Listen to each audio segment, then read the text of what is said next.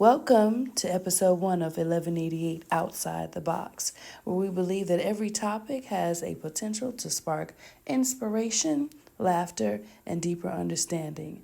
A limitless smorgasbord of discussions exploring everything from quirky to the profound. And without further ado, let's welcome our very first guest, Krystol McLean, the myth, the legend, the profound, my family, my friend. Hey, Krystol. Hey, girl. All right. Hey, thank you for having me. Yes, you. And let me just say, I'm so proud of you. This is awesome. Just really, really happy. I'm glad that you started this podcast, and I'm just looking forward to just hearing so much more about it. And I'm just really honored that you want me to be on your first episode. So thank you. Of Thank you for course, having who me. else? You are my person. You do know Yeah, that. girl. You're All mine. right. Ditto. All right. So, you want to tell us a little bit about yourself, or you like, nah, you ain't trying to do that? Well, I mean, I'm a mother of three. Um, I just recently got into field of insurance. Been here in Georgia practically all of my life. Just, just I'm just a student of life. I'm just a student right now, and I'm still learning. I'm still growing, just still trying to figure it out, just like most of us. And but I mean, as we continue to go, I'll share more. Yeah. I always kind of get stuck when people like tell me like, "How much do you want to know?" And what do you want to know? Right? What do you There's want? a lot. It's like there's a whole lot I can talk Yeah, about, but yeah. no, like How that's long we just got? yeah, right. I think it's great that you said that you're just a student of life here trying to figure it out. Because aren't we all? Because I think that people at different levels, whether you are at your height of whatever is considered success for you individually, or whether you're on the springboard trying to figure it out in the very beginning, being Right. 19 years old, you are always trying to figure this thing life out. And once we think we got it figured out, it's something that unfolds that lets us know we don't know nothing at all. And I mean, and the thing is, we always put an age on it, on thinking Girl, that don't we're start supposed me. to. No, just seriously, like, because when you think about it as a student, like you, I know there are some things that I have been able to conquer that someone maybe in their 50s, 60s are just getting grasp of, and vice versa. Like I just think that we're all students in just different walks and different paths, and we, as we come along on this journey, we learn more, and that's when growth comes. And sometimes we're being tested. It just, there is no, you're supposed to have this at this point. At no particular You're point. supposed to have this right here. It's just there's no order, like you said. It's just it just happens. Yeah, because I have this discussion all the time because, as you know, I don't really share my age. I stopped telling my age when I was 27 years old, and in that moment, I realized, and I had a lot of influence from my dad, especially, and my mom, that people tend to put you in a box. And so when people are asking you, even if you've known them for a while or you knew them for a certain amount of time, and they get to say, "Well, how old are you?" And my answer is, I don't know, because I really have. Sometimes I forget because I don't really study that. And I know that I learned at 27 that people try to ask you that to put you in a box to see what you should be doing, what you should be doing, why you ain't do this yet, why you haven't done this yet. And like you said, there are people who are 50, 60, 70 years old who are just accomplishing something that somebody who is 21 years old has already accomplished. So what does it really mean? Does it change who I am? Nope. When you know this, does it? Am I not the same person? And I'm not ashamed. I love the experience that I've had in this life. I love who I am and who I'm becoming, and who my experience and the things that have happened in my life that has made me the person that is sitting right here today. So there is that. So tell me, if you could describe your life in 3 words, what words would you choose and why? Okay, to share it. Let me see. 3 words. I would say blessed, because which, like you stated, the test. I've been tested since I was a child that I could remember, just on so many different levels. And for me to be able to get through those tests, feeling like I've passed certain tests, to be able to get to the other side of the blessing, just the fact that I'm still here. I'm still here and thriving just off of just the experiences that I've had that I felt like were almost meant to break me. I was able to get through that test of just trusting that God will carry me through. Mm-hmm. And this is something I think in my faith now, I think my faith is just much stronger. I've always had faith. I've always believed in God, but I just think now where I am right now, there's just no question that I'm going to get through anything. Like I have no question in that. Mm-hmm. But I've definitely been tested and been able to conquer a lot, and to just even be here to speak on it and not be on the floor crying about it. Right. It's a blessing in itself. Mm-hmm. I feel like I did get wisdom through those experiences, just kind of knowing when to listen, mm-hmm. when to sit still, when to move, what direction, knowing and feeling the direction I'm being guided into, knowing how to communicate, just everything. Because for me, those tests, or the trials, as I like to call them, I understand the scripture that says, "Count it on joy." Mm-hmm. Through all things when you're going through the tests and the trials, because for one, God is strengthening you, right? Yeah. And he will put you in a situation where your back is against the wall, where you know that is no one else but him that is doing it. I think that if I had not gone through those tests and trials and having to rely on nothing but God and looking to see, oh my God, it was nothing but God in this situation, that my strength and my faith wouldn't be what it is. And so I do count it on joy, and I'm grateful for the tears. I'm grateful for the heartache. I'm grateful for being on the floor crying and everything.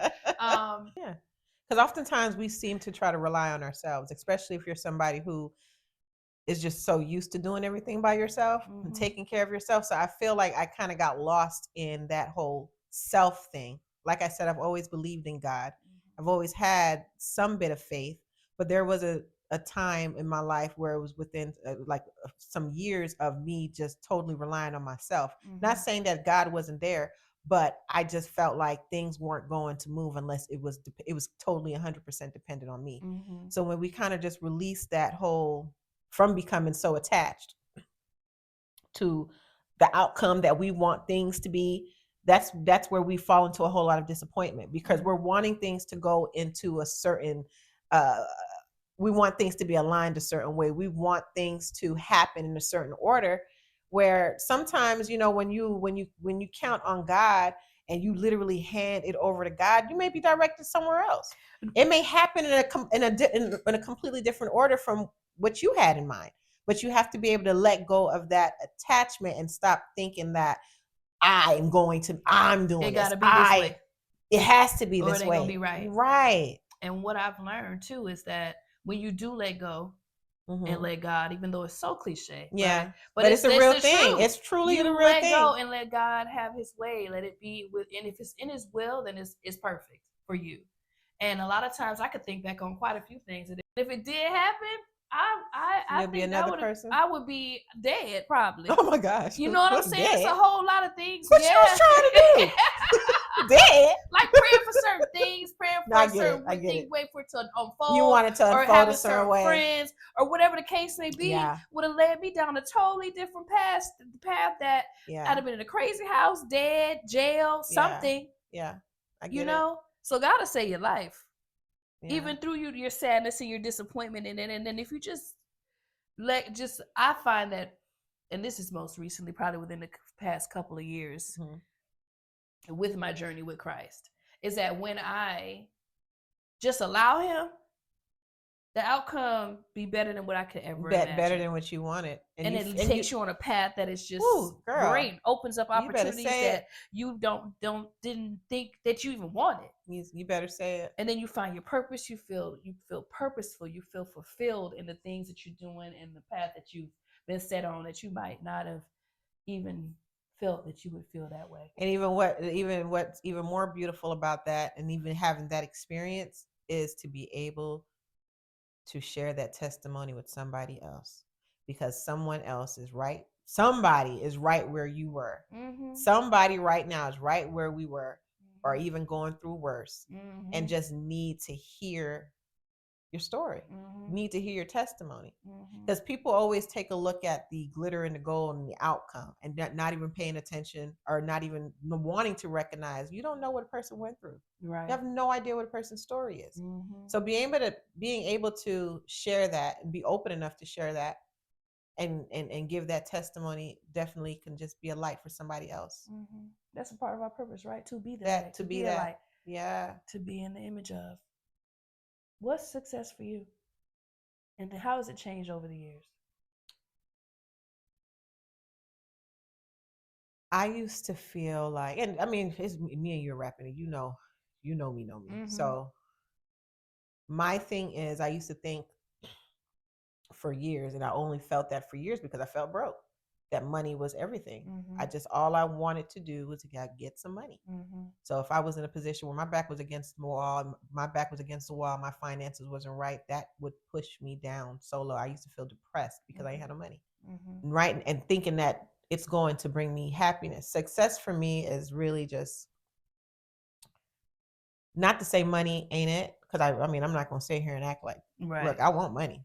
Right. And it's okay to want money. And it's okay to want money. But in all honesty, God first for sure. But the ultimate goal for me, what success is, and just being able to just be happy and feel love. Right. And be able to share it and give that too.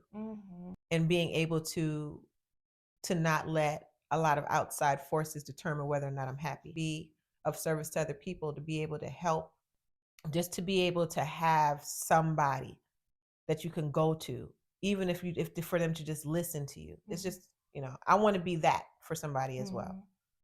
So that's success. That's wonderful. I think for me, success is always finding my way to gratitude. No matter what life may throw at me. Yeah. No matter how I might be feeling about something, some outside factor that came in to try to throw me off. And that's not easy. Oh my God. That's that right there. That's a major one. Because I find that, because, we go through things all the time. And the other day I was feeling low, because sometimes, I don't know, endorphins, whatever, things will happen, right? But I just immediately start talking about and saying things that I'm grateful for, that are in my house, that are in my life, that are things that are priceless. Yeah. My life, my health, my strength, my son. Yeah. I have a roof over my head, food to eat, clothes. I got a career that I love. Like, I got family and friends that love me, and just so many different things. I just start saying those things, and then that list got longer and longer and longer till I couldn't even remember what I was sad about. Yeah. Because it became insignificant. Because sometimes I like to think about life at the end of my life at 105 years old, when I'm taking my last breath. I like how you slick stole my number though. Y'all don't know. Y'all don't. Right. Well, I was like, because it was 97. I was like, well, shoot, 105, a little better though, right? Get to have a little bit more experiences. Healthy 105. But just think about the things that right now are like the big strokes that create half your picture, but then it'll be a small stroke, like a small stroke in life that really was so significant at the time, but so many other things that happened before and after will have a greater impact on my life and the legacy that I leave behind. So that's awesome. I think that's awesome. Another thing for me too is I want for I just want to add my children, all three. Shout out to Ajane, Amari, and Ava. Hey. But I want them to feel when they're, I feel like they feel that now, but I want them to, like, truly, when they are adults and have their own families, I want them to look back and know that they like really truly feel like I did my absolute best. And that for me is, I just want my, from me and seeing how I represent myself and how I treat them and how they observe me treating other people and how I am with other people. I want my children to just strive to be nothing but good humans. Mm-hmm. But let me just say. But they are though. They are, but I know. And they already see the great mom that you are. And I know that you probably want to keep on evolving in their lives so that as they get older and they see you getting older, that they keep on seeing this mom that is just a gem to the world, right? Mm-hmm. That is loved by everyone that she knows because you're just true, you're genuine, you are who you are. And I think that you've already, and a lot of times we don't see all that we've done. Mm-hmm. But I just want to tell you, you've already done that. Because Ajane and Amari, who are young adults at this point, are responsible, they're loving, they're carefree, and they have been raised well. They are pursuing their future. They are responsible. They don't feel like nothing needs to be handed to them. And they still love and respect and care for their mama. And they know that if they need you, you are there. And that is why they are there for you the way that they are. Mm-hmm. Now, Ava. That's my 5-year-old, y'all. That's my little bully. That's a while ago. But she's already a little firecracker sweetheart with so much personality. And so I just want to give you flowers right now. Oh, thank you. Thank you. I appreciate that. You have, and I've whole lot of trial and error, y'all. Yeah, I'm telling you that now. I've always admired your motherhood. I really appreciate that. Because I used to always wonder, like, especially when they were younger, I'm like, again, that was back in my stage where it was just like, I need this, finances. So I felt like I was so busy running, trying to figure out this job, figure out that job, really for me, I was more in survival mode. So I felt like, yes, I was a parent to them, loved my children as a single mom, just doing everything that I thought I could do possible to make sure that I could even just take care of them. I still feel like, and I have to question, did I miss something? Did I miss a mark? Especially when they were younger, because I know I was in such survival mode, and I don't feel that now, of course, but back then, man, it was trial and error. I feel like I've done something right when I look at them. I don't know. Ava be trying me though. little one. That's she be trying me. I'm like, girl, what are you doing? Keep on your toes. Yeah, she keeps me on my toes. No, I think she's good. I think that one there is gonna be. She's amazing as well. She just, she tries me every now and then, but she's trying to figure me out. I guess she's 5. She's test the water every now and then. Yeah, I know motherhood for me. I try to do those same things. I just don't want to miss anything. And I want to make sure that I stay in the now and capture for him. Because, and I feel like before I had him, because my recent trial was a financial trial, right? And so, and it went on. And I think I was, because, I was financially secure. Felt like I was doing all the right things, had savings, had investments, had properties, did things that I was supposed to be doing. And then I felt like the rug got pulled from under me. And it came to a place where I actually had to watch my account. I actually had to ask for help.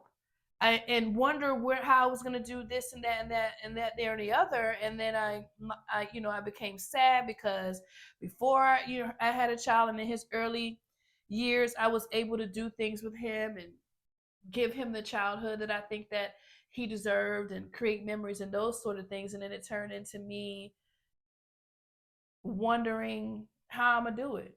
Can I keep a roof over his head and all these things? And I think that, I'm coming out of that now, but I also know that had I not had that low, had I not basically been taken to zero, I wouldn't appreciate what I had. Because I think when I was actually going to ask you that. Yeah, because then I felt like I was kind of like cocky. I kind of was like, I deserve, well, I still feel like I deserve it.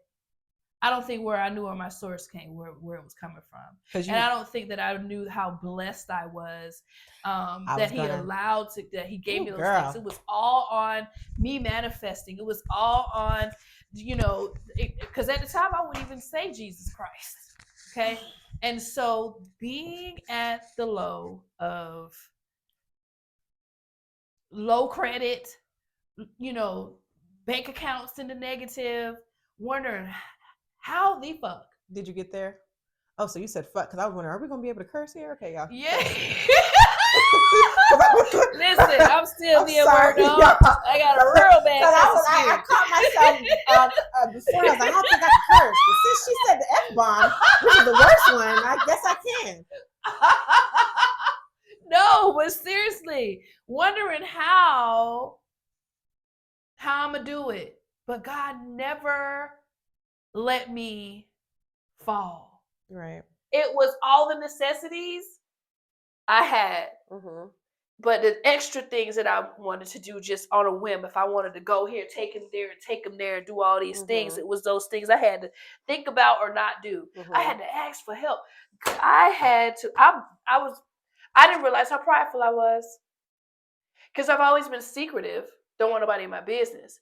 But I had to be what I considered humiliated. Girl. Because if I ain't never had nothing else, I always had some money. And so to be where I had to ask for help as a grown ass woman, that thing took me low. Especially when you were taking care of yourself. I wanted to say, piggybacking off of what I had said earlier, where I was in a part of my life, I was at a point in my life where I was fully relying on myself. So when you're fully relying on yourself, you pretty much, I did it. You give yourself the credit. You're not giving honor. So when you did get over something, you gave yourself the credit. So going back to when you had all of this, and you had everything together, and you had all these assets, and you have all the money, and you said, you feel like you were put in a humbling experience because you felt like that was all Tashira. Tashira did this. This is where I'm at. You felt cocky. Gotta humble you real quick, and you don't even know that I've been humbled. Humbling. And just, I feel like, listen, I feel like I'm so in tune now. I like gotta humble me real quick. Right. Yeah, because the thing is, I would still help people. I felt like I was still the good-hearted person. You are still you. Just like there's a lot of good people in this world who just don't have God. Yeah, girl. Not having God. See, people mistake that. People think that if you don't have God, you're just a bad person. There's a lot of good people, the kindest people, the most generous people out here who will come help you, but they're just not giving the credit to God. And we don't know what their experience is going to be or what it is. But the thing is, you got to look at it as a blessing that, as hard as that was for you to go through, it's still a blessing. I'm grateful for it now. Yes, it's such a blessing that you had to have that humbling experience because everything is put together, and now it wasn't because of Tashira. Right. Now you're more. It's more. You're more humbled, more appreciative. It's just a different feeling. A different source of gratitude. A different source of gratitude. That is amazing how we can truly get caught up in some stuff. It's a lot of knowledge, and that's something that that was something we were touching on in church earlier when I went to church today. All this knowledge is just with the internet. You can go on chat GPT or whatever, put something in, and all this information is just being spilled. Talk about the stars, the moon, the zodiacs, and the numbers, the angel numbers, all this stuff, and going to the ancestors and all of this stuff. We will do. You talking to somebody? Me, I believe in mermaids. Right. Yeah. Okay? I believe in mermaids too. We'll talk about all this other stuff that we believe in, but we will be quick to say, or quick to just turn around and not even acknowledge Christ. Yeah, Jesus girl. Christ of Nazareth. Yeah, girl. It was a time I would never. And I would say, we'll say it's a white man wrote this, and the girl. Listen, I don't know. I mean, this might be a whole nother episode. I don't really started it. But I'm just saying, seriously. I hope, and I pray that anyone who hears this and understand that there's a lot of information out here, and it's a lot of knowledge. But even though it's a lot of information and knowledge, does not necessarily mean that it's true. Right. And you have to you got to figure that out. You got to pray about it. You got to be brought to that, because once you get brought to the truth, it's not about religion. It's about belief. It's not about because people religion. look inside our religion, and I can get on that conversation, but it's not about religion. It's about the truth. Get out of it. Get out of the whole religion aspect of it. Get out of religion. Just don't think about the religion part of it, but just get into the word. Yeah, and yes, get into the word. And I've been challenged, and this is, and I know me and you discussed off of this before, when I tell you I cannot stand when people try to challenge me, because it's hard for me to articulate how I've come to this truth. It's such a feeling I can't even explain it. So that's why I go into just being able to share your testimony. I've had way too many experiences, way too many supernatural experiences, way too many experiences where I know for a fact God has showed up and showed out for me. I pray for the articulation to make the mysteries of the gospel known. Yeah. When I am challenged. Yeah. I can stand on the word. Yeah. And so even the things that I don't know, I just pray that I be able to say the right thing to whomever I need to say it to, in order to get them to where, if I'm the vessel and I'm and it's my purpose to bring that person closer to the word, make sure that I have the words in order to be able to back. See, for me, it's I don't want to get to that point. It's like because for how I express it, I talk about my journey, I talk about my experiences, but there you have some people that are just like, so how do you know? You don't know. How do you know that God is real? How do you know this? Just man, Jesus. I've been able, what I've done, and I just say, especially when I get kind of like, I feel kind of cornered a little bit, because I'm still a baby in it. I'm still trying to get the word. I'm still trying to be able to recite it. But I just, for me, it's such a feeling. Like I said, it's hard for me to even articulate it. So I say to people to do what I did.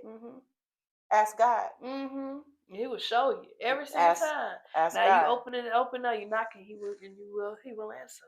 You're talking about somebody who knew every crystal almost. I could tell you every name of the crystal and what it did. What? I'm talking about walking around with crystals in my bra, in my pocket, making sure that I can't remember. Child. Yeah, I remember my protective crystal. I can't even tell you the names of them right now. That's how disconnected I am from it now.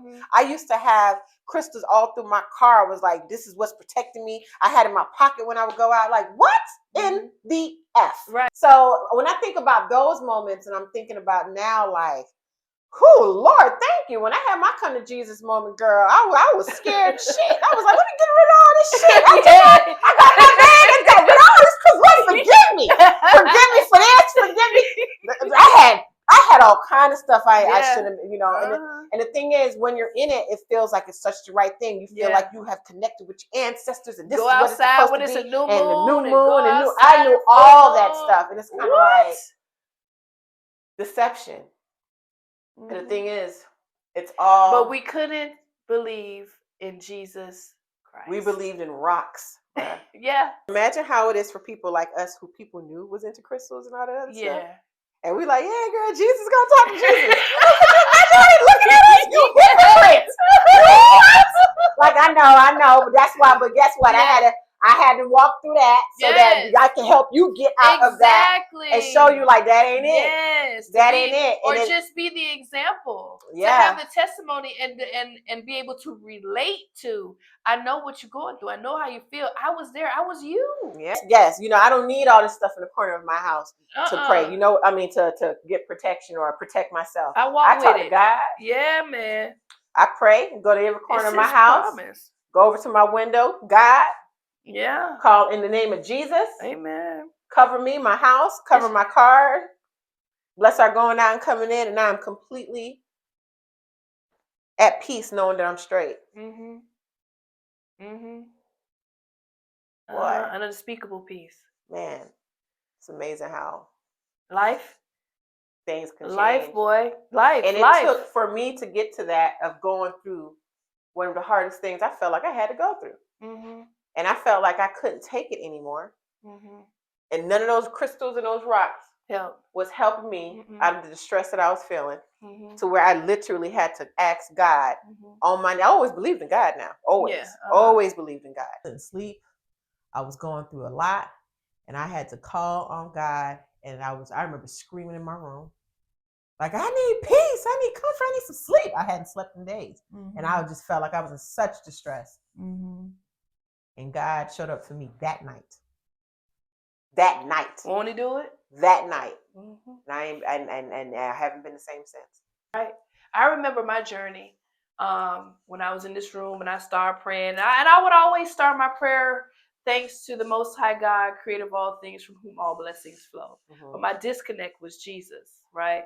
And so in that moment, I began to pray. I began to call on the name of Jesus. Within that week, I needed a new lawman. And the lawman was driving down the street. And I was going one way, he was going the other. And I waved him down. And I was like, hey, I need a lawman. He gave me his car. I called him up, whatever he came. And we just got to chopping it up or whatever. And he was like, oh, yeah, my son, he got a church around the corner, blah, blah, blah, yada, yada. I was like, I'm looking for a church. I went to the church, fell in love with the church, and then that's shout all she wrote. Yeah. The face, shout out to the face center. Yeah. Hey. If you could go back to your 11-year-old self, what would you tell her? I would tell her it's going to be okay. I would also tell her what people think really don't matter for real. It just really don't. It don't. It just truly. Because they gonna think what they want to think anyway. They want to think anyway, so it just doesn't matter. Stay true to yourself. Stay true to who you are. I would tell me to love me. Love you first, love girl. Yourself. Yeah, for sure. They don't take nobody outside of what the love that you're looking for is in you. It is. The love you're looking for is in you. And so for me, that would have deterred me from caring what people think. It would have gotten me to loving myself unconditionally quicker, not when I'm a certain size, not when I have on a certain clothes, not when certain people like me, other people don't like me, not when I have a man, not when I don't have a man, not any of those things. And so, and Noble, who is about to be 10, has really taught me what unconditional love is. But what are your thoughts on earthly love, romance love? I'm trying to figure it out. I'm not even gonna lie. Like I'm still trying to figure it out, because I literally, I told you just recently, I think I have a problem. And I think a lot of us have this, and I think that this is definitely what's going on with a lot of men and women. I can be so head over heels and in love, and my detachment is ridiculous. I'm like, what is it? So So for me, I'm like the total opposite, because you open up easily, you talk, you flirt, you go out. I don't. I am very closed off, and I think that is also the other extreme of the defense mechanism, because I can count my relationships on one hand. I think it's a defense mechanism and walls built up of just not wanting to be hurt, because I know that I'm a lover. And once I love. With these experiences that we have, this is where that, for me, I think, of course, detachment works for me.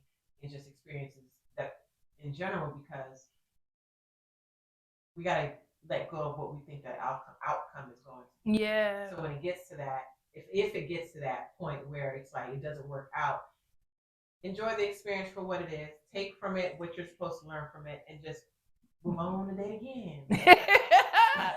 Yes, Lord. Try to be more like that. Or just be open for love. And that's kind of where I am. It's like, I want love. I want something solid. I'm single right now.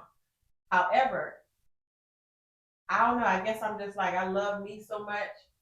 And if it just doesn't feel right, if something has changed my mind and it just doesn't feel right, I'm not going to, I don't know. I'm not going to stay in it.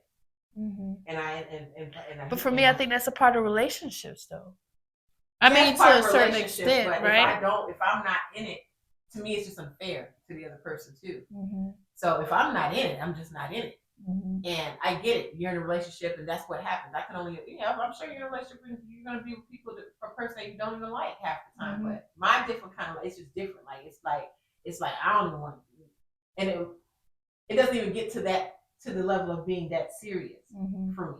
So if I leave it alone if it just doesn't feel right, and I look at it as a God's good protection experience as well. And this is the experience, and I just know what I want. And the thing is, I know my worth too.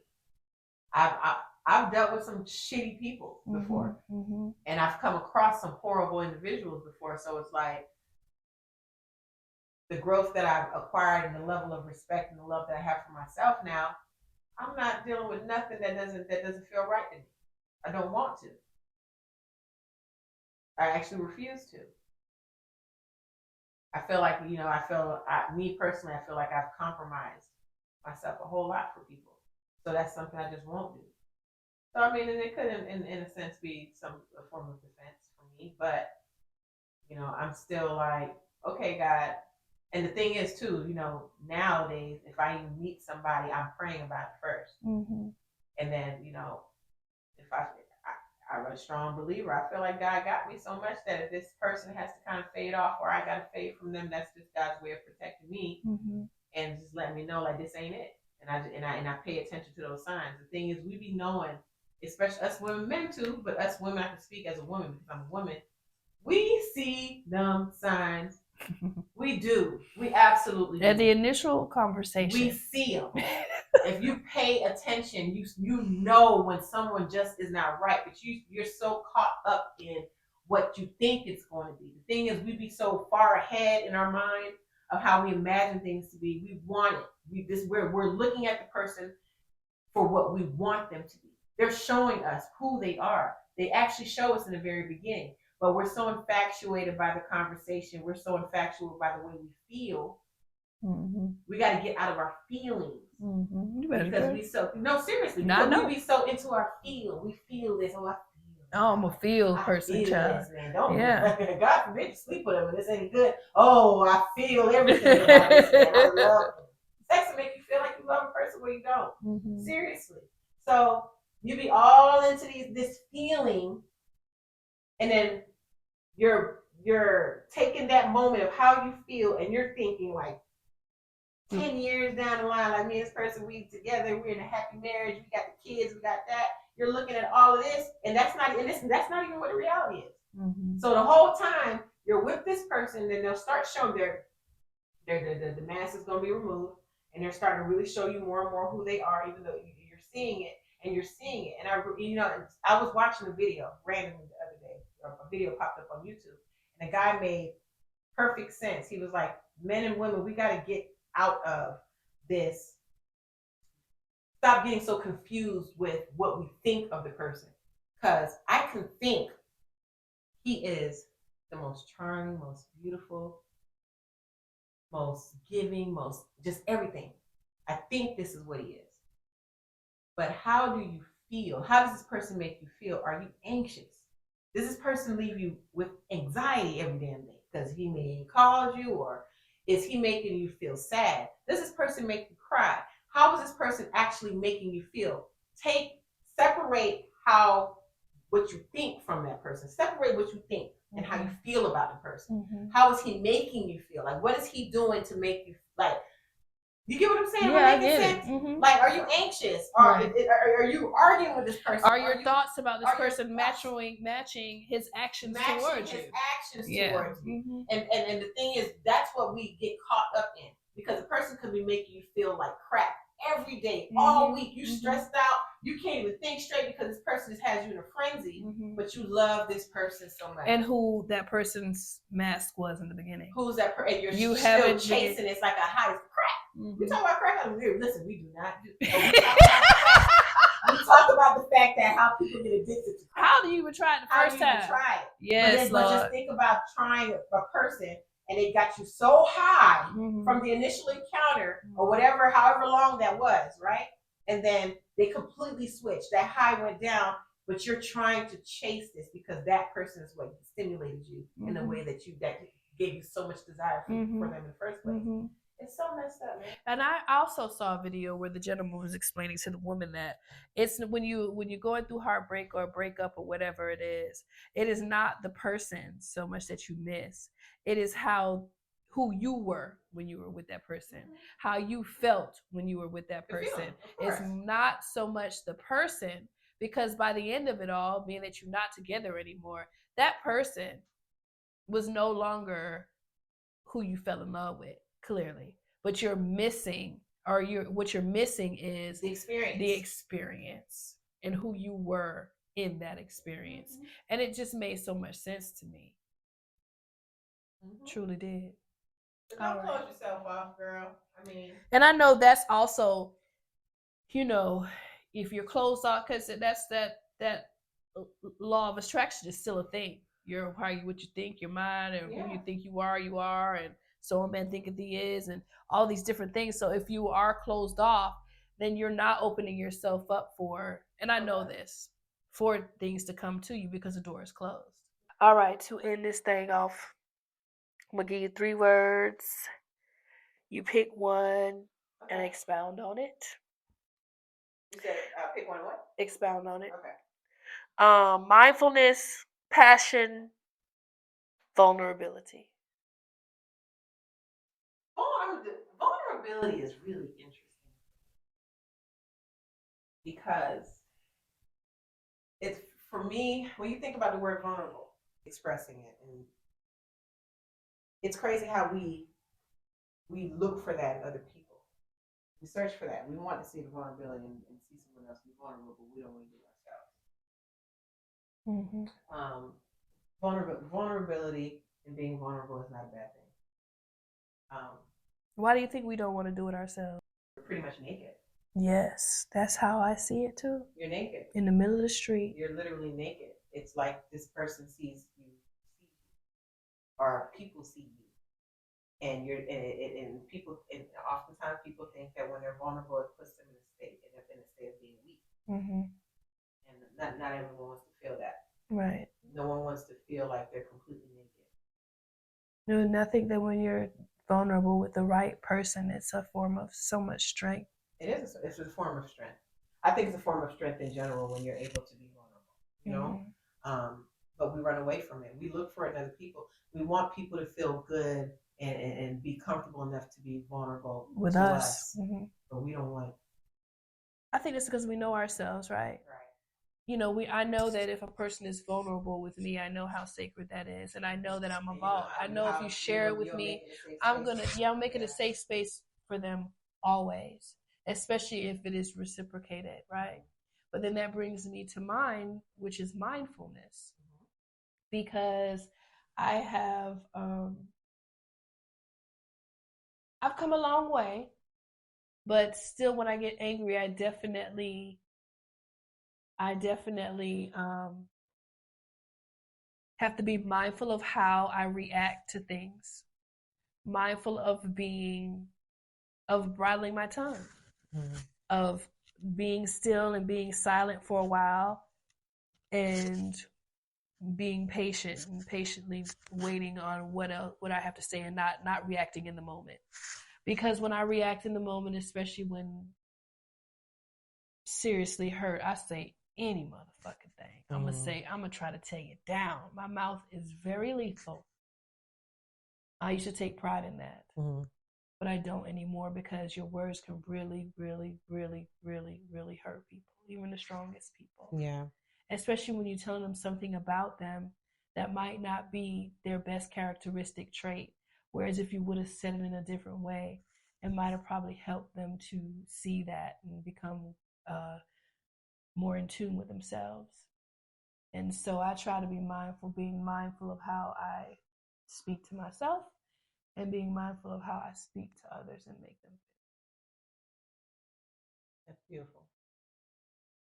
Yeah, thank you.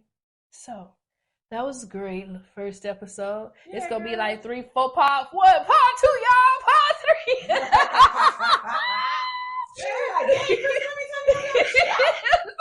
You was the first and the 5th guest. Yeah, it's okay. Anyway, All right. Thank you so much, Krystal, for being on 1188 Outside the Box, where we have, you're welcome, unconventional wisdom, just talking springboard for life, smorgasbord of conversations, easy going, easy to listen to. Any final words? Just keep doing what you're doing, man. This is gonna be great. I'm excited. I'm excited to see what you have as you continue to grow into beautiful, beautiful things. And I hope that changes for greatness and goodness and all the love that's out there. Amen. All right, y'all, signing off. This has been Liz for the first episode of 1188 Outside the Box. The mic was all, I'm sorry. I got too comfortable. The mic off. It's all right. I'm sure it's fine. Okay. Signing off. Thank you for listening. Be on the lookout for episode 2 of 1188 Outside the Box next month. Until then, I'll holla.